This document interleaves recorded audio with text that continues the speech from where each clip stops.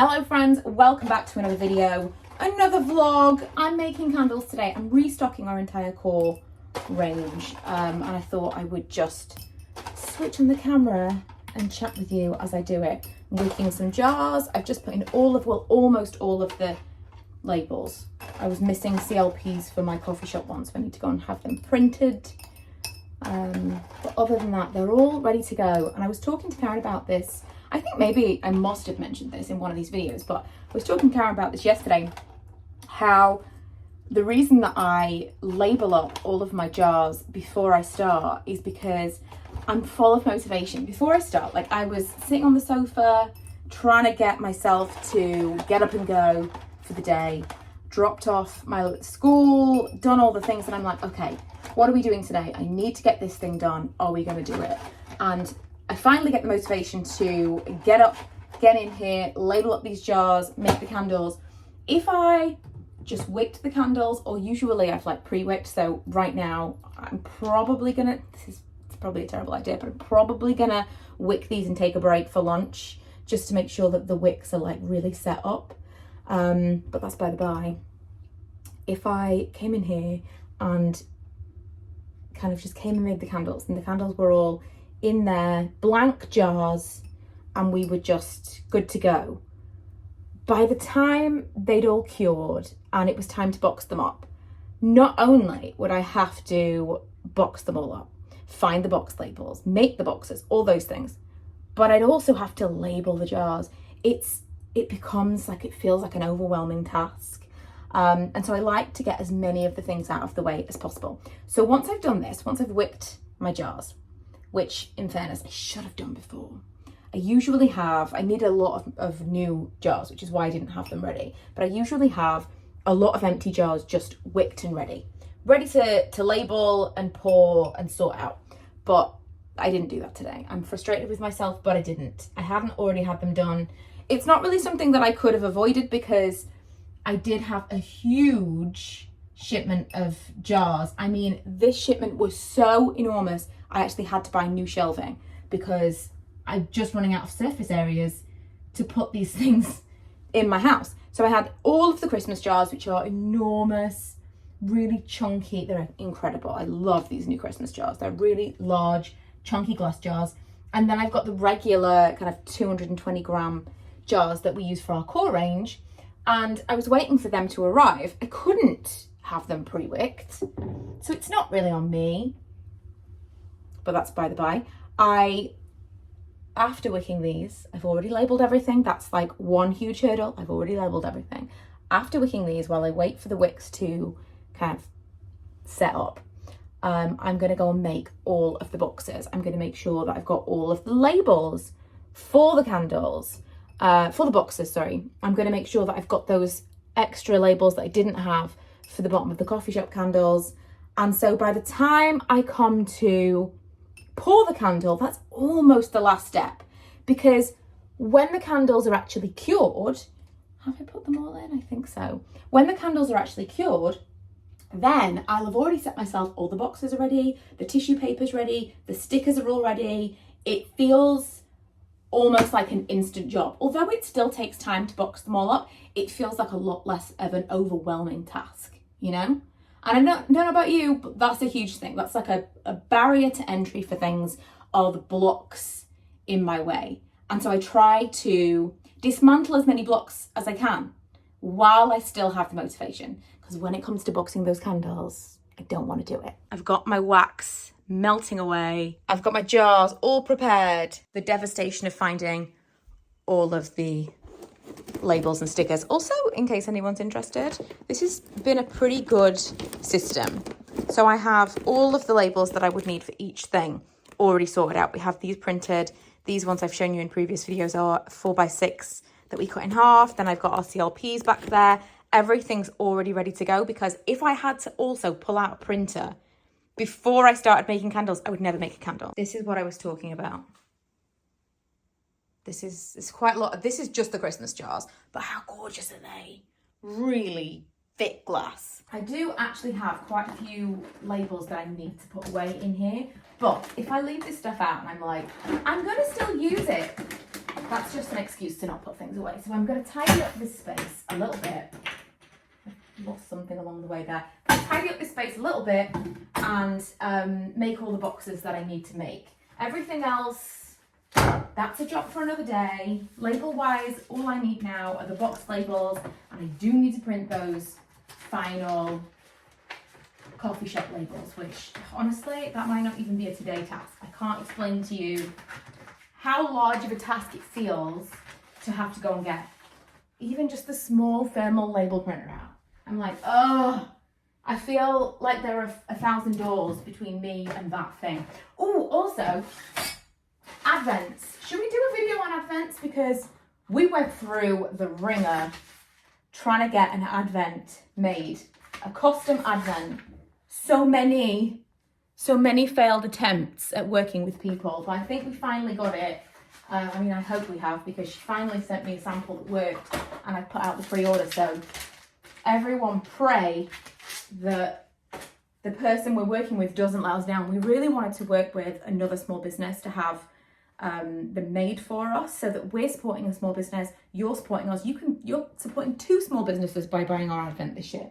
We're also sourcing all of our Advent jars, which I'll show you, from a UK business as well. We bought some similar jars to this in the past, but they were nowhere near as nice. I feel like I've got one that I can show you. They were like not even, look, I've got it here. So if you had our Stardust jar, or you saw our Stardust jar, you're like, yeah, that's similar. It's not even in the same realm. This is mirror plated on the inside and the outside. I think this is just on the outside. This is like next level, and we actually got this from a UK supplier as well. We're really trying to keep our supplies within the UK where possible, which is really hard, especially with the perfume stuff that we're trying at the moment. Do you know how hard it is to find a perfume bottle supplier in the UK? Difficult, let me tell you. But yeah, maybe I'll do something on the Advents, because I know there will be some makers that are interested in that, as well as potential customers. Right, so I now need 24 boxes, and I was also a little bit premature in getting rid of this, because I also need to get out 4 of each. 4 of each of our candle box labels, and then I'm going to make up in 4s all of the candle boxes, and I like to place them down and put the label inside, just so that I know. It's also like another test of, let's make sure we've made enough. Let's make sure everything's labeled correctly. I've already counted out all the labels, so by the end, if I've got one spare, something's gone wrong. Funnily enough, someone messaged the other day, for the first time in the entire time, like in, 18 months that we've been doing this, and said that inside the box was actually a different candle. Not ideal. What I did, because I was like, so does that mean that someone else has got another one? I suspect that at some point I printed out too many of something, and that's where that went wrong. The system failed.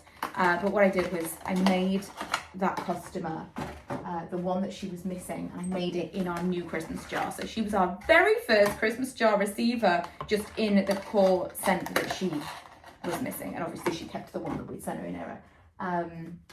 Our customers have been so fantastic in terms of any issues whatsoever. Not that we've had many at all. It's been kind of amazing, really.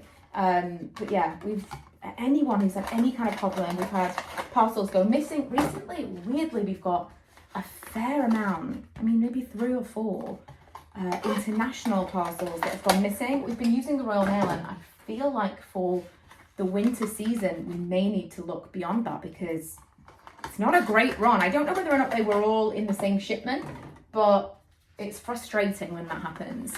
So there are a few that we're needing to remake and resend because they've gone missing. But apart from that, very few to begin with. But even people that are coming to us with those kind of issues are so lovely. I couldn't feel luckier to have such nice customers. No Karens, which is ironic because one of us is a Karen. I've got all of my boxes made. And then I pop in a label in each box so that, again, this is a good test every time. 1, 2, 3, 4. 1, 2, 3, 4. I know I've got the right amount of labels. I know I've got the right amount of boxes. And when I come to actually package all of this stuff up and give it to Karen, who is the other half of our business, and she does all of the shipping, all of the melts and the waxless products, we know that we have the correct amount of stuff. And hopefully, although not on that one instance, hopefully it will catch any human error. Oh, it's a beautiful organised site. Very unusual for me. While I'm waiting for the, while I'm waiting for the wicks to set up, I'm going to pour out some scents because it is better if I can pour them at a lower temperature. I don't always do this because it's not always convenient and it just means I need to do a second pour. But since I'm waiting today anyway, I thought I would try best case scenario and give us the most even pour at a lower temperature. I really do need to get larger measuring cups. Also means that I can melt a little bit more wax because I don't think I'm going to have enough wax in this pot to make all of these candles. I am 99.9% sure I was going to need more anyway. Came back and poured these and you can see, I mean, this one was almost immediately solid, so I did do a double pour just to get the smooth top, hopefully. But this is what it looks like when you leave it to be not solid, but like a lot cooler before you pour the candle. It kind of more evenly sets and it needs less doing to it once it's cured. Usually I'll do a double pour, I'll do the sinkhole, the whole shebang. But if I wait for it to cool down, which is more time consuming, I don't need to do that. Right now, I need to do, this wasn't what this was going to be, but I need to make some jars. It's been a minute since I made some jars. These are put inside the molds to make sure that they are spherical on the inside, because I had some jars that were pretty wonky. They were like, really? And this is why we don't do refills for our stone jars, because I don't know what jar you have and I don't know what the shape of it is, because they're all hand poured and they are not particularly sturdy molds. Anyway, because they all we sold out of pretty much every single candle, we've also sold out of all of our stone candles and we didn't have any more vessels, so I need to make some today. Originally our jars were made from concrete, and that was, or cement, I forget what it's like cement is in concrete or concrete is in cement. I want to say cement is in concrete. Either way, it wasn't the easiest. There was a lot of room for error and I didn't love that. So we ended up moving over to a compound called Jesmonite, which is an eco resin, and it gives the same stone looking finish, but it's a lot easier to get it like the same every single time. Another thing that I want to do today, while I'm just trying to get all the air bubbles out of each jar, while I make these to just replenish our stock, is I want to make a jar for the company that we spoke with last week, the little coffee shop, because we talked about what kind of jar that they would want for their candle, and they expressed a lot of interest in these stone jars, which they didn't know we made. And I realised at that point, we perhaps should talk a little bit more about that. Like, this is a handmade, fully handmade product, not just the candle, but like the jar itself. So because they liked that idea, I said we could potentially do something. I was thinking, how fun would it be to do like a latte coloured jar? So I'm going to have a go at that today. I don't know how easy that's going to be. That's just like an idea in my mind that could not work at all. So I'm going to have a little tester with this. Made a few extra seasonal scents, and then these are my samples for the coffee shop. It's been so rainy today. It's actually a really nice day to be doing this, because I'm like, before I had, also I've splashed on myself. So this is going to be yet another jumper that is just for candle making. Before I'd blocked off this, I can't do this because my nails are long. I blocked off this window at the door because I had my shelves against it, and it's actually really nice, although I'm not really looking at anything specific. If I stood here, I could look at the garden. I'm standing here, which looks at the side of the shed, but I am looking at, outside at the rain. It's nice, it's cute. So this was my attempt at kind of a layered candle. These are not the colours. I would have to get some, I think I have got like a beigey colour, but okay. So this was my first attempt at kind of a layered looking candle. I don't love this. I do love how this looks on this side, but this is the problem always with anything handmade. They're all going to look different. And whenever I make anything like this for the website, it stresses me out because I think, what if someone sees this and this is the one they want and they get one that looks a little bit different? That does stress me out, but I don't hate this. I don't hate this. I'm gonna fill that for them. I'm gonna make one more, a couple more of these regular ones and one more of those with a different colour, just for when I give them their samples, I can say, this is what we're looking at in terms of everything's going to be, different every time, but vaguely, do we like this? Also, they had an interest in making those gel wax candles. I don't know if you've seen them, but the ones where the wax is like clear, so you can make it look like it's ice cubes. I am very interested in that. It's not really on brand for us, but to do it for another company, that would be really fun. Right, we're a couple of days later. This has become quite a lot. Got a bit carried away the other day, made quite a lot of candles, and then it became a little bit overwhelming, to be honest, because initially you saw it. I'd prepped it all. I had the right amount of jars, I had the right amount of boxes, everything was good to go, and I was prepared. And then I kept thinking, oh, well, I'll just make a few more of this, I'll just make a few more. And then it's got to the point now where I'm not prepared at all. So I've been putting it off and telling myself I'm letting the candles cure. In reality, the wax that we use needs 48 hours absolute max, and it's at its best anyway, so it doesn't really need to be cured in the same way other waxes do. So that's completely just something I'm telling myself because I don't want to come in and complete the process. Tomorrow, Karen is coming to collect all of these things. We were going to do a swap at work today, but she ended up working from home. So tomorrow she's going to come and collect, which gave me one more day to procrastinate.